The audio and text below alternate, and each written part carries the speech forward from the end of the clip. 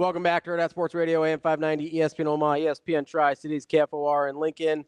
That's DB. I'm Ravi Lula. It's time for Bet On It, brought to you by Warhorse Sportsbook, the best place in Omaha to place your sports bets. And don't forget, the entire month of October, you can go hang out there on Saturdays from 6 to 10 p.m. They're going to give away $500 in free slot play. That's at the casino in Omaha here every half hour. And then at 10:30, they're going to give away $10,000 cash money to one lucky guest. Got to be there to win. And go to warhorsecasino.com for all the details. Breaking news. We do have breaking news. Dun, dun, dun, dun. Robert Saleh has been fired. Can the 49ers hire him real-time in season to come be their defensive coordinator again? Well, they might. He's probably mad. I would could be like, hey, Robert, we were pretty good with you as our defensive coordinator. Can you come back, sir? He was not on my bingo card for the first to go. No, although I think if you had given me this scenario of like, hey, they get out of the gate slow, like I could have seen it. Yeah, this weird feel. I thought it was going to be Dable or I definitely could have seen Dable or Sirianni. Sirianni is the one that makes the most sense. Sirianni's the only coach that could win, and you still talk about firing him. Yeah, it's because he's a tough hang. And I know you were expecting the Giants to go to Seattle and win. You know I was. Right. I'm just. I also thought there was a chance that it could be Doug Peterson. Remember a couple weeks ago when I was telling you about that survivor pool in Vegas? Mm-hmm.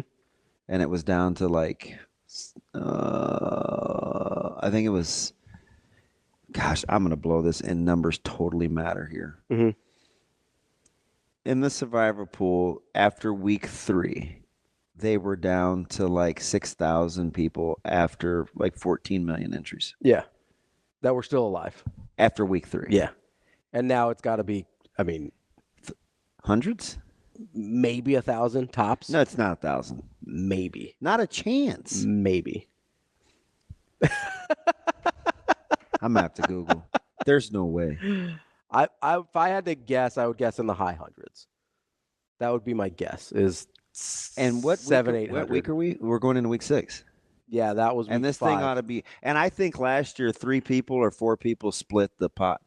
They agreed to split 5. I think it was 5. Yeah, I don't think 5 people are surviving this year. It's not a chance. 5 people might not make it to week 10. How many people you think had Seattle as their survivor play? Well, Seattle. I'm not even going to get to the Niners. I was at Seattle, and then San Francisco was the other one that I think a lot of people had this week as their survivor play. You're going to stop hating on Kyler Murray. I'm not hating on Kyler Murray. That's what you're going to do. Who said anything about Kyler Murray? Don't be bringing up, Don't be bringing up old stuff. Black quarterbacks playing Call of Duty. White quarterbacks play it too. I didn't say anything. That's a lie. Not everybody has it in their contract. That's all I'm saying. Wow. A lot of guys play video games. Not a lot of guys have to have a contractual obligation not to. Oh, Robbie. There's some pretty damning stats about Kyler's numbers after a new game drops. That's all I'm saying. That's all I'm saying. Yeah, I definitely would not have bet on Saleh being the first one fired. But although, because I thought the Jets would play better. I didn't realize Aaron Rodgers was going to stink. I kind of thought he might. I know. I'm on the text strand with Sauter where you go, color me shocked that a 40-year-old coming off an Achilles is not playing well. Not Aiden Chillis, no. Although he's kind of playing like Aiden Chillis, to be honest. Wow. They're wearing similar uniforms too. Coming off an Achilles, color me shocked. Actually, I said consider me stunned. I would, if I was Sauter, I'd have reached through the phone and strangled you. He did not reply. Oh. And we were trying to figure. I thought he was going to send a picture of the door being broken. I did too. I will not break this door. I will not. He punched the door. And he punched the door. I said, "Hey, everything good?" He's like, "My hand hurts. My hand hurts." Can you imagine the expletives launched on a Sunday morning? Here's where I'm having a hard time, okay? Because I came into this season, I'm a diehard 49ers fan. I love the 49ers. I came into this season, and I'm like, objectively. Yeah, but you're pessimistic, Pete. That's not true. Outside of you trumpeting Nebraska, playing in the college football playoffs, who's been more optimistic about Nebraska than anybody? You? Yeah. So I'm not always pessimistic. I feel like I'm realistic. When I see things that I think are true, I believe those things. I trust my eyes. When I was watching the 49ers, I go, okay, are we counting on another McCaffrey You healthy do season? realize the season now actually starts. No, I understand that. Because these first 4 weeks, they're giveaways. I understand that. But the things that I thought were going to be problems for the 49ers were problems. And then they've also got other problems, like they can't keep a lead, right? They've been in the lead in, I think, all 3 of their losses. They've had double-digit leads, and they've blown it all 3 times. This is a team that is struggling in the exact ways that I thought they were going to struggle. And are you counting on Christian McCaffrey coming back anytime soon? I just think it's hilarious that after 5 weeks, we only have 1 undefeated team. 2. Who's the other one? Vikings Chiefs. Oh, yeah, that's right. Your Minnesota Vikings. My Vikings. Your Minnesota Vikings. Yeah, 2 undefeated teams. I might adopt him since Sam Darnold played for the 49ers for such a long time. No. Sam Darnold, legend. No. You cannot listen. And Shafe and Christopherson are looking at me like, you leave my Vikings. No, you don't come over to the Vikings side. Don't. 49ers. There's 2 things that I'm not going to let you do. What's that? You can't come over to the Vikings side, and you can't talk to me and be positive about the Commanders. Because not only did I say the Commanders would be the worst to first. You did.